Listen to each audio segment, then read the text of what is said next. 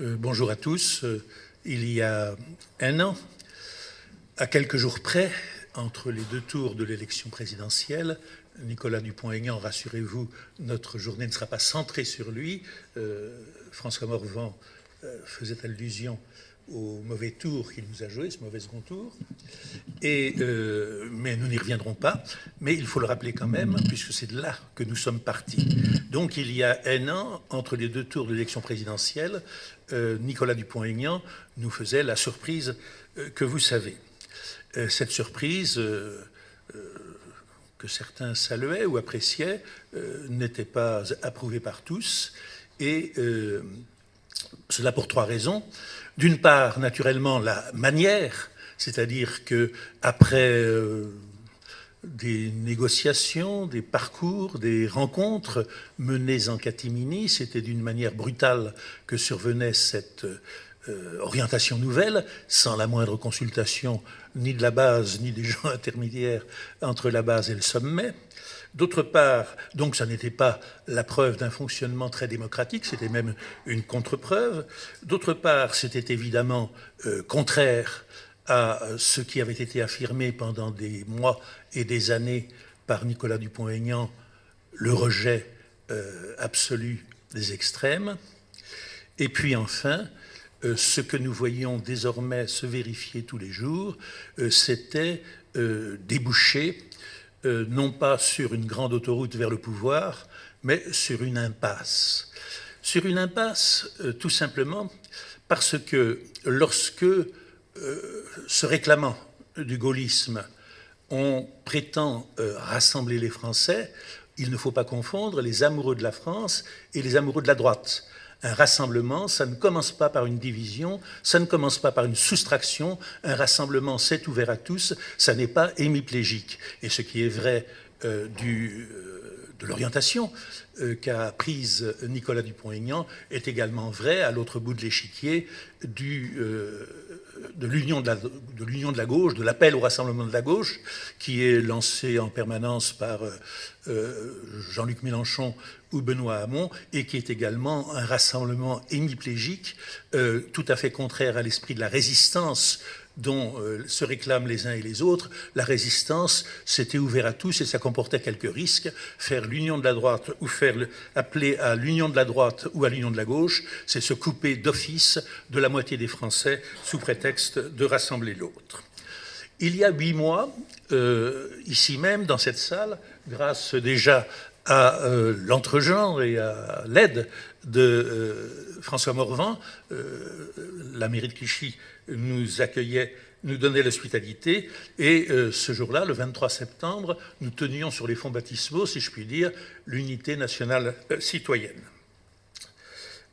Aujourd'hui, conformément à l'engagement que nous avions pris, nous tenons notre première Assemblée générale, et c'est l'occasion à la fois d'un bilan de notre action, d'une mise au point, et peut-être de l'occasion de tracer quelques perspectives.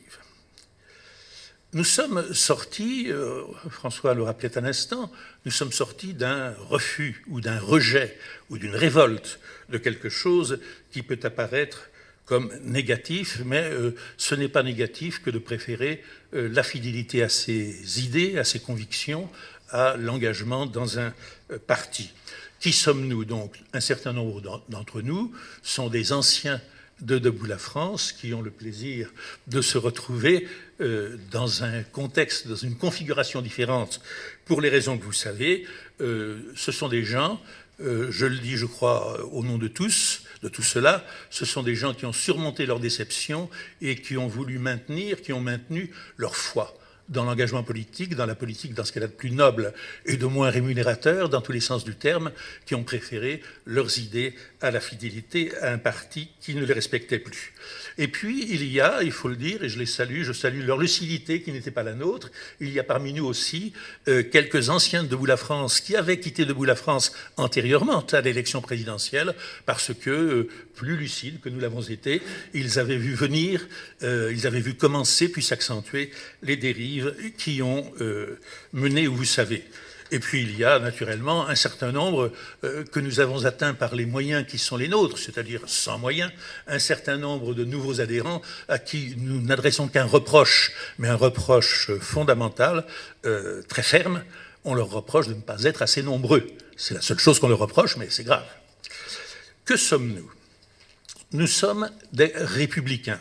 Je passe là-dessus, mais il faut le dire, parce que c'est quelque chose qui pouvait passer pour aller de soi dans d'autres circonstances, dans un autre contexte, dans le contexte quelque peu monarchisant de la présidence actuelle, dans une société où l'affirmation du républicanisme passe souvent comme quelque chose, comme un rite sans profondeur, sans résonance intérieure. Il est bon de dire et de rappeler, c'est important que nous sommes républicains. Nous sommes des patriotes. Bon, ça ne me paraît pas extrêmement original, parce que sous des formes diverses, et même si quelquefois ça n'est pas leur affirmation, je veux croire que les dirigeants, les militants, les adhérents et les sympathisants et les électeurs des différents partis qui existent en France sont en général des patriotes. Je veux dire par là qu'ils sont attachés à la France, et ne serait-ce que parce que s'il y a beaucoup de gens qui souhaitent venir en France, il n'y en a pas tant que ça qui s'en vont. Des nationalistes. Sommes-nous des nationalistes? Certainement pas, dans la mesure où, définie une fois pour toutes, entre autres par François Mitterrand, l'idée nationaliste, c'est le repliement sur soi et la haine ou l'éloignement par rapport aux autres. Nous ne sommes pas des nationalistes, mais nous sommes des souverainistes. Bon, je sais que ce mot fait discussion, et il fait discussion d'ailleurs depuis des années et des années. Parce qu'il est obscur, parce qu'il est connoté, parce qu'il est dit bien souvent qu'il est impossible de le comprendre. Tout cela est possible, bien que cela m'échappe totalement. Mais quel autre mot? Quel autre mot pour définir ce que nous sommes? Il n'y en a pas de meilleur, et ça n'est pas parce que c'est un mot qui est attaqué par ceux qui ne partagent pas les idées souverainistes qu'il faut s'abstenir de le partager entre nous. Autant appeler, comme disait Camus, que l'on cite à tout bout de champ là-dessus, appelons les choses par leur nom. Nous sommes souverainistes, c'est-à-dire que nous croyons que l'État-nation n'est pas une forme désuète, obsolescente de la politique, mais nous pensons au contraire que l'État-nation reste le cadre le mieux approprié, le plus naturel, dans lequel un peuple est représenté par un État. Il y a une adéquation entre la nation et l'État qui est plus ou moins ancienne suivant les pays où nous sommes, mais il suffit de faire le tour du monde pour constater qu'en dépit de l'anomalie, de l'exception européenne, l'État-nation est ce qui fait prime absolument partout, des petits pays aux plus grands, des plus grandes puissances aux plus petites, et il n'y a pas de raison de renoncer à l'État-nation sous prétexte qu'il ne serait plus de notre temps. Souverainiste, qu'est-ce à dire? Je le rappelle brièvement, cela veut dire que nous voulons, c'est notre axe principal, nous voulons que la France retrouve sa souveraineté, qu'elle retrouve sa liberté de manœuvre, qu'elle retrouve la maîtrise de son destin et qu'elle récupère en somme un certain nombre de droits et de prérogatives dont se sont successivement et lentement qu'ont successivement abandonné un certain nombre de dirigeants français. Nous voulons que la France soit de nouveau maîtresse de son destin. Alors, en réalité, d'une certaine manière, tout le monde est souverainiste, mais n'est pas souverainiste de la même manière, puisque le président de la République, Emmanuel Macron, a cru pouvoir dire qu'il était souverainiste européen, qu'il voulait une Europe souveraine, une France souveraine dans une Europe souveraine. C'est un oxymore, c'est une contradiction. La souveraineté ne se partage pas. Ou bien il y a une souveraineté française, avec tout ce que cela comporte, ou bien il n'y en a pas. S'il y a une souveraineté européenne, elle ne peut se faire naturellement et se développer qu'aux dépens de la souveraineté française. Souverainiste, est-ce que cela veut dire que nous sommes de ceux qui souhaitent un refermement, un repliement sur nous-mêmes, que nous serions non seulement chauvins, non seulement xénophobes, mais pourquoi pas racistes, opposés à tout mélange, à toute entente, à toute conversation, à toute alliance entre les peuples? Absolument pas. Géographiquement, historiquement, culturellement, affectivement et effectivement, nous sommes des Européens. Ça va de soi, nous ne sommes rien d'autre que des Européens. Excusez-moi, c'est un lapsus. Nous sommes entièrement des Européens, mais nous sommes en même temps français. Simplement, ce que nous voulons, ce que nous souhaitons, c'est que se noue et se fortifie entre les différentes nations qui constituent l'Europe sur la base du volontariat, en toute liberté, en toute amitié, en toute solidarité, que se noue le maximum d'ententes, d'alliances culturelles, économiques, sociales, pourquoi pas, voire diplomatiques ou militaires si nous trouvons des partenaires qui sont d'accord avec nous. Mais ce ne peut pas être aux dépens de notre souveraineté. Ce que nous ne voulons pas, où nous ne trouvons pas notre compte dans l'Union européenne, c'est qu'il s'agit d'une superstructure parasitaire, génératrice d'une bureaucratie proliférante, de directives qui ne sont pas l'émanation de la volonté des peuples qui constituent à l'heure actuelle l'Union européenne, quelquefois malgré eux d'ailleurs, mais c'est le fruit et c'est le règne, c'est le séjour, c'est l'empire des commissions, des coulisses, des couloirs, des lobbies, des technocraties, des énarques et des oligarques, c'est-à-dire tout ce que nous ne voulons pas. Ce que nous souhaitons bâtir, ce que nous souhaitons, c'est naturellement renégocier d'une façon ou d'une autre les bases même de nos engagements européens qui ont privé la France de sa souveraineté, et c'est sur ces ruines, sur les ruines de l'actuelle Union européenne, impopulaire d'une façon ou d'une autre dans tous les pays qui la constituent, c'est sur les ruines de cette Union européenne que nous voulons bâtir l'Europe des coopérations, l'Europe des nations. Où en sommes-nous ? Prenons acte de la réalité dont François Morvan parlait tout à l'heure. La candidature puis la victoire d'Emmanuel Macron ont fait voler en éclats le système politique français tel qu'il était constitué depuis maintenant un demi-siècle. Et c'est quelque chose dont il a été le moteur, le bénéficiaire, peut-être est-ce aller même plus loin qu'il l'avait voulu, c'est quelque chose dont il faut prendre acte, c'est quelque chose d'infiniment positif. Le système agonise, il est moribond. Seuls le défendent de façon honteuse d'ailleurs, comment dirais-je, sotto voce, seuls le défendent ceux qui en ont profité et qui sont eux-mêmes, ils sont dans les cordes, ils sont KO. Je veux dire que les deux partis traditionnels de gouvernement, ceux entre lesquels le pouvoir alternait sous les noms de gauche de gouvernement et de droite de gouvernement, ils sont bien malades, si ce n'est davantage encore. Le Parti socialiste qui, au fil des années, avait tellement honte du socialisme qu'il n'employait même plus le mot et qu'il, naturellement, n'adhérait plus d'aucune façon à la doctrine socialiste, ce parti social-libéral, l'autre parti de gouvernement de droite qui usurpait lors des campagnes électorales le mot de gaullisme alors qu'il en bafouait les valeurs dans la quotidienneté de sa vie, ils sont tous les deux KO, debout ou couchés.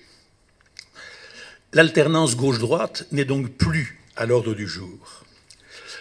Elle a un sens. Il ne faut pas dire que la gauche et la droite, ça n'existe pas. C'est complètement faux. Ça existera toujours. Il y aura toujours le parti du progrès et le parti de l'ordre, le parti de la justice sociale et le parti de l'autorité. Mais à l'heure actuelle, ce n'est pas là que se déroule, ce n'est pas dans les années qui viennent, ce n'est pas là que se déroulera le combat politique. Le souhait du président Macron, qu'il a réalisé en partie, qu'il est en train de réaliser, c'est, vous le savez, la constitution de ce grand groupe central des winners, des start-uppers, des gagnants, des gens qui sont acquis idéologiquement et pratiquement à l'ordre néolibéral qui régente le monde. Et c'est ce qu'on appelle le cercle de la raison. En fait, sous un jeune président, c'est le retour de ce que souhaitait aussi un président qui fut jeune en son temps, Valéry Giscard d'Estaing, c'est le retour du giscardisme, c'est le grand groupe central. C'est le grand groupe central qui rejette aux extrêmes la droite non gouvernementale et la gauche non gouvernementale. Et il est évident, il ne faut pas se leurrer, que si la gauche non gouvernementale, la gauche socialiste ou révolutionnaire, Si la droite non gouvernementale, la droite nationale et peut-être républicaine, restent chacune de leur côté à faire leur petite cuisine dans leur petite marmite, le président Macron est évidemment assuré d'être là non seulement pour le mandat en cours, mais pour le mandat suivant. Notre système électoral, notre système majoritaire est tel qu'il suffit naturellement d'avoir 40 ou 45% des voix dans le pays pour avoir la majorité au Parlement, en rejetant sur la gauche et sur la droite, des partis désunis qui auront chacun de leur côté, grand bien leur face, 20 ou 25% des voix et 10% ou 5% des parlementaires. Le rêve, l'idée de Macron, c'est que ces deux bouts de l'omelette restent tronçonnés. Son jeu, qui est un jeu d'apparence, c'est de taxer systématiquement d'extrême gauche ou d'extrême droite, tous ceux qui ne rentrent pas dans son système, de durcir autant qu'il est possible la lutte contre eux et de faire naturellement le maximum pour que jamais ces extrêmes ne puissent se toucher. Or, la réalité, au-delà des apparences, la réalité, ça n'est pas Macron ou pas Macron, ça n'est pas le centre ou la gauche et la droite, la réalité, c'est mondialisme ou patriotisme, la réalité c'est libéralisme ou humanisme, la réalité c'est capitalisme sans frontières ou souci des hommes et de la société. Aujourd'hui, au moment où nous parlons, rien n'est amorcé, bien au contraire, pour faire en sorte que soit mis en échec le plan d'Emmanuel Macron, les plans d'Emmanuel Macron. C'est plutôt en Europe qu'il rencontre des difficultés qu'en France. Je ne dis pas que c'est un... Je ne le condamnerai pas, mais que les choses soient claires. Emmanuel Macron est un patriote, mais c'est un patriote européen, voire un patriote mondialiste.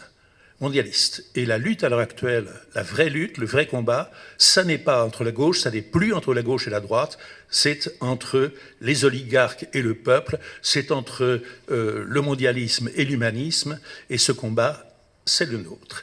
Et ce combat, qui pour l'instant chez nous paraît ingagnable, il s'est engagé sous des formes différentes. Chaque pays a sa sensibilité, a ses formes d'organisation. Il s'est engagé et il a été gagné. Il y a 1 an et demi en Grande-Bretagne, il y a près de 2 ans en Grande-Bretagne, et il y a quelques jours en Italie. Le Brexit, naturellement, même si les difficultés d'aboutir à un accord, même si la complexité des choses, même si les querelles internes au parti britannique rendent difficile apparemment une conclusion du Brexit qui serait avantageuse pour les Britanniques, il est certain, il est de fait que le peuple anglais a eu ce courage de briser les liens qui l'attachait à l'Union européenne et que, contrairement à ce qui s'est passé en France, il a quand même été tenu très largement compte du vote du peuple britannique. En Italie, ce que nous avons appris il y a quelques jours, c'est-à-dire la prochaine constitution, semble-t-il, d'un gouvernement unissant des gens apparemment contraires les uns aux autres, le parti anarchiste et farfelu, le mouvement des 5 étoiles, Cinque Stelle, et la Ligue, ex-Ligue du Nord, c'est quelque chose qui matérialise dans un des pays qui ont été à l'origine même de l'Union européenne, qui au départ était un pays aussi où alternait la démocratie chrétienne et la gauche. Ce nouveau gouvernement marque la volonté de l'Italie, du peuple italien, de sortir des anciens sentiers battus, de sortir de l'ornière et de mettre en jeu, au nom de l'intérêt national d'ailleurs, car ce n'est pas seulement l'unité, mais c'est l'identité italienne, c'est l'existence même de l'Italie qui sont menacées. Il y a un peuple qui veut survivre et qui veut mettre en avant, sans se soucier des contradictions qu'il peut y avoir entre les partis qui composeront ce gouvernement, qui veut mettre en avant ce qui les rapproche. Et je crois que c'est une leçon, on verra ce que cela donne naturellement, mais je crois qu'au moins c'est une leçon de pratique, une leçon d'intelligence que, comme souvent nous donnent les Italiens. Au fond, il y a 2 façons de faire de la politique. Ou bien on peut mettre l'accent et sur les différences que l'on a, sur les divergences que l'on a, sur les incompatibilités que l'on a, à ce moment-là, on est sûr effectivement de ne jamais arriver à rien, c'est garanti. Ou bien au contraire, on peut dire les différences sont ce qu'elles sont, les divergences sont ce qu'elles sont, mais ce n'est pas là-dessus que nous insisterons, c'est pas là-dessus que nous nous battrons, c'est sur les convergences, c'est sur ce qui nous est commun.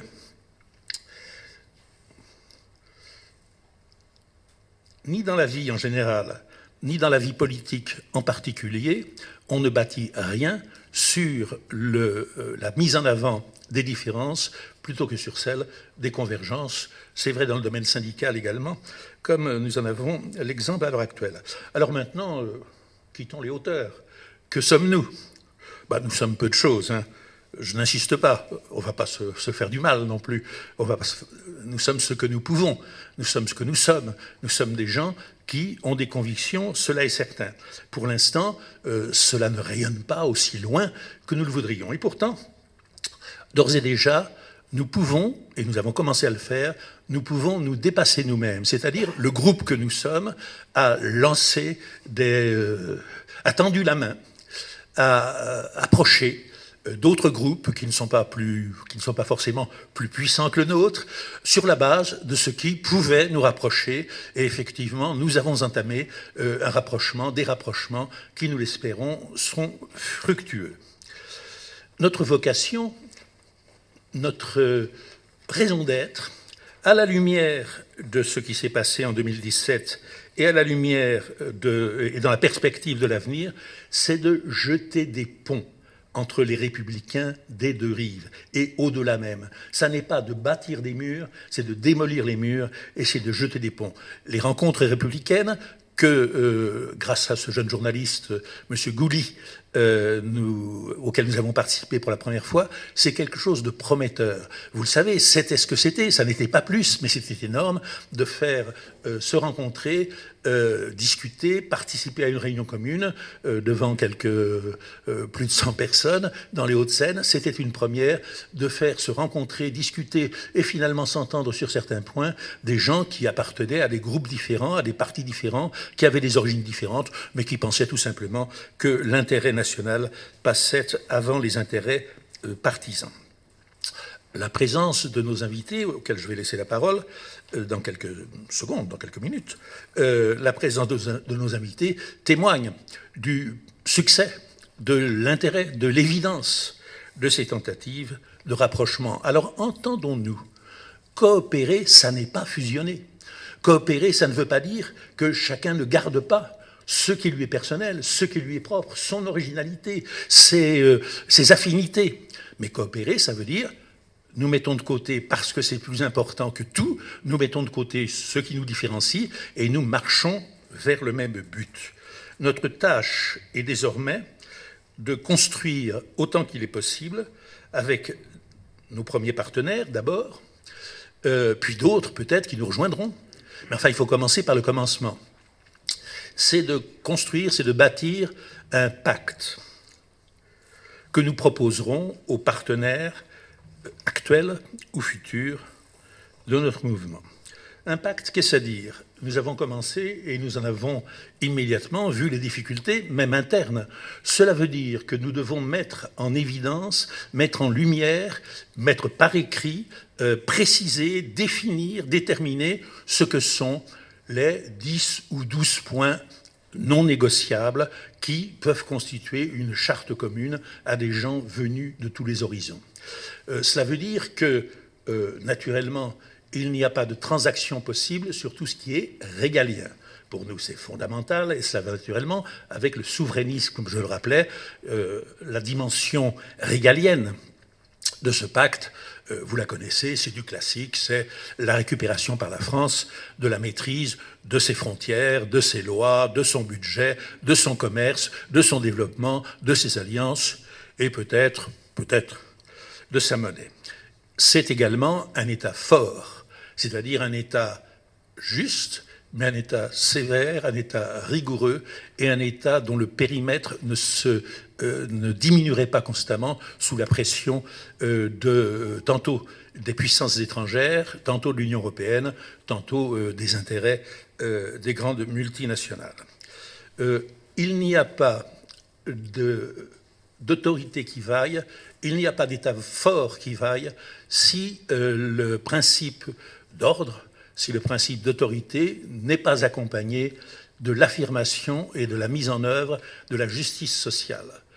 Assez des gens qui confondent solidarité et assistanat et qui acceptent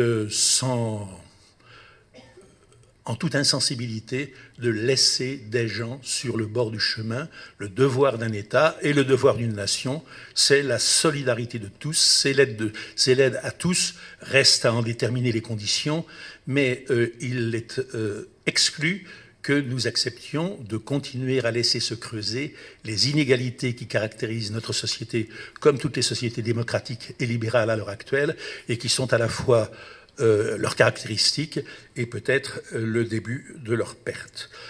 Troisième dimension de ce pacte, c'est la dimension écologique. Je n'insiste pas. Nous n'avons que faire des lobbies. Nous souhaitons que soit accéléré naturellement le remplacement des énergies fossiles par les énergies nouvelles et renouvelables. Nous souhaitons que tout ce qui est pollueur et polluant soit mis hors d'état de nuire. Et nous souhaitons naturellement que l'État donne l'impulsion à l'innovation et à la recherche qui permettent de vivre dans un monde plus propre et plus harmonieux. Et puis, il y a la dimension perspective, c'est-à-dire que deux choses qui vont ensemble doivent impérativement figurer dans le programme des partis qui veulent être crédibles et changer la vie, changer le monde, comme on disait autrefois. Il faut revoir évidemment les équilibres de notre société si mal équilibrée, et parallèlement, il faut évidemment revoir non seulement la grille des salaires, mais l'aménagement, ou plutôt l'absence d'aménagement du territoire, qui est en train de faire de la France un pays fragmenté, fracturé et profondément malheureux. Notre rôle, je veux dire notre mission, j'ose ce mot, c'est de tenter, avec ceux qui le voudront bien, d'être le catalyseur. Nous ne sommes pas, à l'heure actuelle, en situation d'être autre chose. D'être le catalyseur, d'être l'élément qui cristallisera toutes les bonnes volontés sur la base du rapprochement et de l'apaisement des querelles. Vous savez, nous avons eu affaire à plusieurs reprises ces derniers temps à ces gens éminemment sympathiques et courageux que sont les lanceurs d'alerte. Ces gens qui attirent l'attention à leurs risques et périls, à leurs dépens bien souvent, sur la corruption, les malhonnêtetés, les erreurs, les fautes de telle ou telle société où ils travaillent. Eh bien nous, j'aimerais que nous ne soyons pas seulement des lanceurs d'alerte, mais que nous soyons des lanceurs d'union.